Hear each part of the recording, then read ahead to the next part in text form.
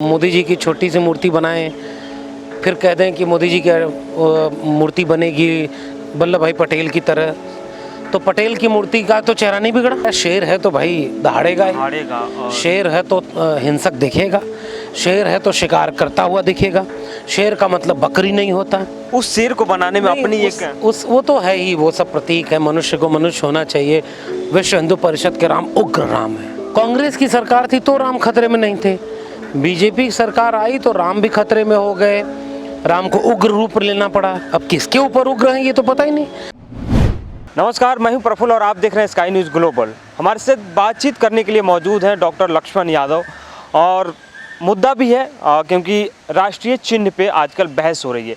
खैर, बहस पे और चिन्ह पे बहस का नाम आते ही मेरे जहन में एक कवि का कविता के 2 लाइनें याद आ गए कि रोटी नहीं है तो सब्र कर, भूख है तो क्या हुआ, जेरे बहस है ये मुद्दा। यानी मुद्दाओं की कमी नहीं है, चर्चा की कमी नहीं है और उसी पे बातचीत भी करेंगे और बाकी और भी तमाम मुद्दों या पहलुओं को छूने की कोशिश करेंगे।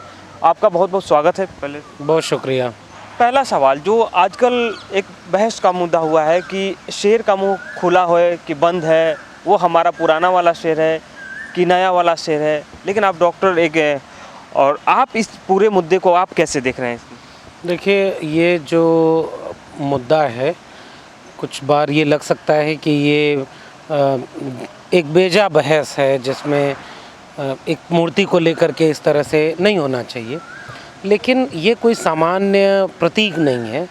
इस देश की राष्ट्रीयता के, इस देश के बनने के और तमाम जो कुछ चंद प्रतीक हैं उनमें से एक है अशोक स्तंभ। और अशोक स्तंभ में ये जो 4 मुंह वाला शेर, नीचे धम्म चक्र प्रवर्तन वाला चक्र है, इसे स्वीकार किया गया कि ये इस देश के बनने की बुनियाद के सबसे शुरुआती कुछ चिन्ह हैं। उस चिन्ह में जो शेर है वो विराटता का प्रतीक है, ताकत का प्रतीक है। उसके साथ साथ जो उसका चेहरा बनाया गया वो एक सहज, सौम्य और शांत चित्त शेर है जो खड़ा है। अब उसे जो यहाँ बनाया गया रेप्लिका में 2-3 तर्क वो लोग दे रहे हैं कि भाई जो छोटी आकृति है और बड़ी आकृति में अगर आप देखेंगे तो वो दांत नज़र आएंगे और चेहरा बदल जाएगा। मुझे नहीं लगता कि कल को आप मोदी जी की छोटी सी मूर्ति बनाएं, फिर कह दें कि मोदी जी की मूर्ति बनेगी वल्लभ भाई पटेल की तरह। तो पटेल की मूर्ति का तो चेहरा नहीं बिगड़ा। अगर चेहरे के भाव भंगिमा और उस प्रतीक के जो अर्थ हैं उसे बदलने का तर्क दिया जा रहा है कि वो चूंकि बड़ी आकृति थी बदल गया, एक तो ये बेकार का तर्क है। दूसरी तरफ एक खेमा ऐसा है जो कह रहा है शेर है तो भाई दहाड़ेगा ही। और शेर है तो हिंसक दिखेगा। शेर है तो शिकार करता हुआ दिखेगा। शेर का मतलब बकरी नहीं होता। मतलब फिर आप ये सोचें कि इसका मतलब अशोक ने जो अपने चिन्ह में बनवाया उसने बकरी बनवाया था, शेर को शेर बनाया मोदी जी के समय में बनाया। तो ये एक बेहद आपत्तिजनक स्थितियां हैं। एक तर्क और तो दिया जाता है कि कहा जाता है कि हमने शेर पाला है, तो कहीं ऐसा तो नहीं है कि उस शेर का उस आकृति में या उस शेर को बनाने में अपनी वो तो है ही, वो सब प्रतीक है। मनुष्य को मनुष्य होना चाहिए। लोग शेर हो गए, क्या क्या हो गए, तो मनुष्य नहीं बचे। लेकिन इसके पीछे एक इस समय पूरे दौर में जो सबसे महत्वपूर्ण चिंता है, जो कुछ भी आपके आसपास हो रहा है, वो है उत्तेजना, हिंसा, नफरत का माहौल। इस सब से वो मैच कर रहा है। इस समय जो उत्तेजक है, जो हिंसक है, जो किसी पर हमला करने जा रहा है, उसे प्रतीक के रूप में चुन लिया गया है। मसलन एक चीज़ और समझें कि राम, दशरथ के पुत्र राम हैं, कैसे थे, क्या थे, इसका तो कोई उल्लेख है नहीं। मुगल काल में आकर के कुछ चित्र बनते हैं पुराने, रामानंद सागर, टेलीविज़न आकर के उनकी और तस्वीरें कब छपना शुरू हुई इसका इतिहास है। राजा रवि वर्मा उसमें कहाँ आते हैं। फिर भी राम जो तस्वीरों में आए, जो रामचरितमानस में आए, जो रामलीला में आए, वो सौम्य राम थे। विश्व हिंदू परिषद के राम उग्र राम है।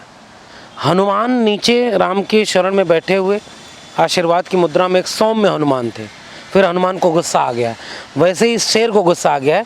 ये गुस्सा, ये नफ़रत, ये हिंसा दरअसल इस देश के कमज़ोर लोगों के ख़िलाफ़ है। तो गुस्सा आएगा ही जब एक धर्म को आप उसको दबाने की कोशिश करेंगे, एक समुदाय को आप टारगेट करके। ये कहा जा रहा है कि कहीं ना कहीं राम को भी थोड़ा बहुत खतरा कुछ लोगों से है। राम बहुत खतरे में है। राम और राम के नाम पर जो धर्म के लोग हैं वो बहुत खतरे में हैं। जब मुग़लों का शासन था तब राम खतरे में नहीं हुए, राम का विनाश नहीं हुआ, धर्म का विनाश नहीं हुआ।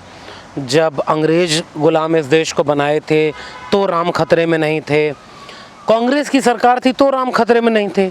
बीजेपी की सरकार आई तो राम भी खतरे में हो गए, राम को उग्र रूप लेना पड़ा। अब किसके ऊपर उग्र हैं ये तो पता ही नहीं। धर्म खतरे में आ गया है।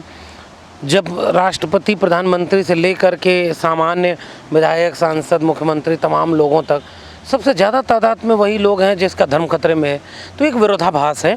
ये विरोधाभास इसलिए बनाया गया है कि जिनको डराना है उनके लिए संदेश क्लियर है। दो तरह के राम को दिखाया जाता है, एक तुलसी के राम है और एक वाल्मीकि के राम है, जो दोनों लोगों ने अपने अपने तरीके से देखा है। लेकिन जो तीसरे राम की जिसकी बात आप कर रहे हैं कि उग्र हो गए हैं, तो इनको उग्र करने के पीछे का क्या मकसद हो सकता है? कि जैसे एक तो तर्क उनका ये है कि बहुत दिनों तक उन्होंने संघर्ष किया अयोध्या में राम मंदिर बनवाने के लिए, नहीं बना।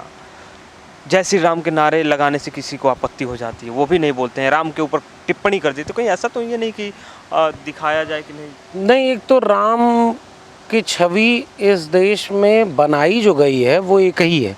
वाल्मीकि के राम को तो बहुत सारे लोग जानते भी नहीं। जो ज़्यादा लोकप्रिय राम है वो तुलसी के राम है, क्योंकि तुलसी की रामचरितमानस लोक भाषा में है, वाल्मीकि की तो संस्कृत में थी।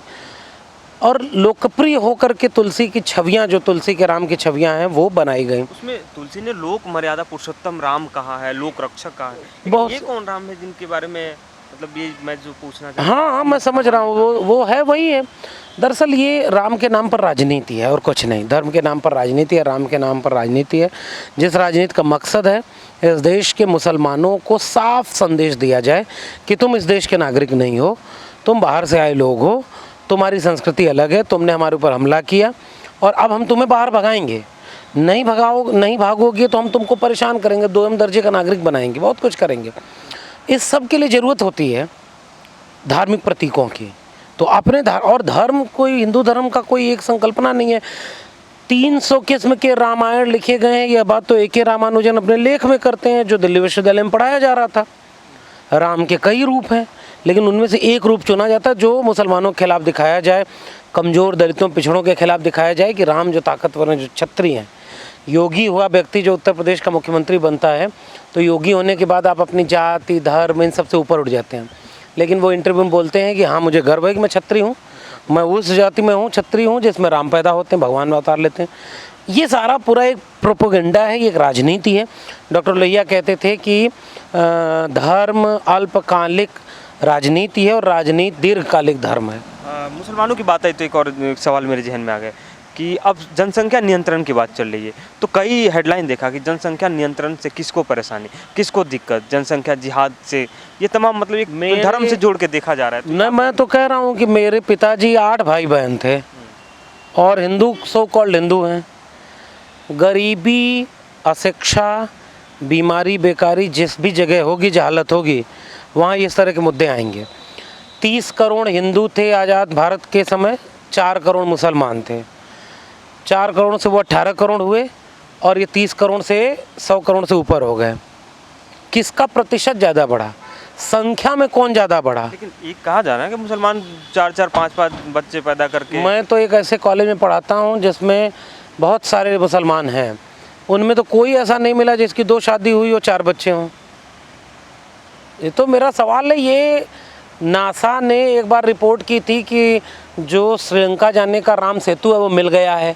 गांव में मेरे किसी ने किस्सा सुनाया, मैंने उससे पूछा नासा ने कहाँ रिपोर्ट की है, तो कह जाके पढ़ लो। ये सूरज निकल सकते हैं जिस देश में 8 हाथ वाले लोग पूजे जा सकते हैं, उस देश में धर्म के नाम पर कुछ भी चल सकता है। तो दूसरे धर्म को अपमानित करना है तो उसके लिए तो आप यही करेंगे ना।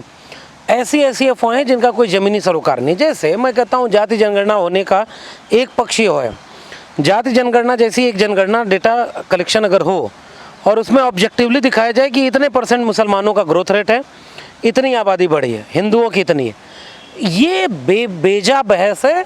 ओवरऑल हम चाहते हैं कि जनसंख्या नियंत्रण होना चाहिए, लेकिन उसका जो भी कानूनी प्रारूप अभी चूँकि आया नहीं है बहुत डिटेल में, लेकिन उसकी राजनीति तो समझ में आती है, उस नीति की राजनीति समझ में आती है। इसलिए इसका खतरा भी हम देख पा रहे हैं। जो चीज़ खराब मंशा से अगर अच्छी चीज़ भी लाई जाए तो वो अपने असर में बहुत ख़तरनाक होती है, आने वाले वक्त में उसका प्रभाव बहुत ख़राब पड़ता है, ये मेरा मानना है। मतलब जो भी, जैसे आपका कहना है कि कानून, जो ये जनसंख्या नियंत्रण कानून आ रहा है, उसको कहीं ना कहीं एक रिलीजियस पर्सपेक्टिव में देखा जा रहा है। नहीं, दोनों चीज़ है। एक तो अभी क्या देखा जाए, अभी कोई बहस शुरू भी नहीं हुई, टीवी चैनल वाले बैठ करके और जहर बोते रहते हैं, इनका कोई काम नहीं है। ये 150-200 बहस अब तक हिंदू मुस्लिम पे कर चुके हैं, इनको उसी के लिए रखा गया है। चीख करके 2-4 मौलाना बैठाओ, 2-4 साधु संत बैठा लो, और जैसे मुर्गा लड़ाते हैं गाँव में, वैसे ही हर खिड़की से मुर्गा लड़ाओ। इससे ये जो है ना, हमको ऐसा लगता है कि भारत में यही हो रहा है। अरे नहीं हो रहा भाई। लोग गाँव में चलिए देखिए, कोई जनसंख्या नियंत्रण में बात ही नहीं करता है। वो बेचारे 2 जून की रोटी खाने के लिए मेहनत कर रहे हैं, परेशान हैं। ये टीवी में बैठ करके यहीं से सब लेंस लगाते हैं, ताकि खाया पिया अघाया मध्य वर्ग जो भारत का है वो ये समझे कि अब राम मंदिर हो गया, 370 हो गया, अब उसके बाद जो है ट्रिपल तलाक हो गया, अब उसके बाद ये होगा, ज्ञानवापी भी हो रहा है, बहुत कुछ हो रहा है। चाइना ज़मीन कब्जा कर रहा है, उस पर कोई नहीं बोलेगा। ये टीवी चैनल वालों के नज़र से अगर हम भारत को देखेंगे तो फिर चाइना ज़मीन कहाँ कब्जा कर रहा है? मैं एक हेडलाइन पढ़ रहा था कि चाइना को जो सबक मोदी जी ने सिखाया वो तो किसी ने देखा ही नहीं। बहुत सबक सिखाया, आधा चाइना कब्जा कर लिया मोदी जी ने। ये टीवी वाले नहीं दिखाते हैं। चाइना में सरकार जो चल रही है वो मोदी जी की कृपा पर चल रही है। मोदी जी यूक्रेन युद्ध रुकवा देते हैं, मोदी जी जाते हैं तो बाइडेन दौड़ के आता है उनसे मिलने। मोदी जी को बहुत अंडर एस्टिमेट किया जा रहा है। आने वाली पीढ़ियाँ माफ़ नहीं करेंगी कि इतना ताकतवर व्यक्ति था, फकीर आदमी था। अंतिम सवाल, श्रीलंका में जो हो रहा है उसके बारे में कहा जा रहा है कि कहीं ना कहीं आने वाले भविष्य में हमारे भारत के ऊपर भी ऐसे ये दिवा स्वप्न है। भारत का समाज श्रीलंका जैसा नहीं है। हाँ, एक संकेत तो ये मिल रहा है कि आप राष्ट्र के नाम पर अगर इतना सब कुछ करोगे, राष्ट्रवाद, परिवारवाद, एक समुदाय के प्रति नफरत फैलाना, ये 3-4 चीज़ें ऐसी थी जिसने श्रीलंका में तख्ता पलट कर दिया। और श्रीलंका में एक जन विद्रोह हुआ। मुझे पता नहीं इस जन विद्रोह के पीछे कोई विचार है कि नहीं, क्योंकि बार बार तर्क दिया जा रहा है ना कि ऐसा है कि हिंदुस्तान में भी ये चीज़ें हो रही। अरे ये जो कुछ नहीं कर रहे हैं ना, जिनको जंग लड़नी है, जिनको क्रांति करनी है, संगठन बना के मजबूती से लड़ना है, वो इंतजार कर रहे हैं। जैसे कांग्रेस इंतजार कर रही है कि बीजेपी से लोग थक हार के मेरे पास आएंगे, वैसे ही इस देश के खाया पिया गया वर्ग श्रीलंका को देख करके खुश हो रहा है। जो अपने एसी रूम से नहीं निकलता, वो ये सोच रहा है एक दिन ऐसा आएगा श्रीलंका जैसे क्रांति होगी। पेट्रोल डीजल बढ़ गया, जेब में मतलब उनको नौकरी नहीं, उनको कुछ भी नहीं मिल रहा है, और आपको ये उम्मीद है कि श्रीलंका की तरह हमारे यहाँ क्रांति होगी? कुछ नहीं होने वाला इस देश में। जब जन विद्रोह की उम्मीद मुझे तो नहीं है, हो जाए तो अच्छी बात है। Thank you. ये डॉक्टर लक्ष्मण यादव जी हैं जो बातचीत कर रहे थे। खैर, ऐसी स्टोरी और ऐसे ही लोगों से हम आपको मिलवाते रहेंगे, बातचीत से उनके रूबरू करवाते रहेंगे, जानकारी आपको भी होगी और हमें भी होगी। हमारे साथ आप बने रहिए। कैमरामैन राशिद के साथ स्काई न्यूज़ ग्लोबल के लिए दिल्ली से प्रफुल्ल।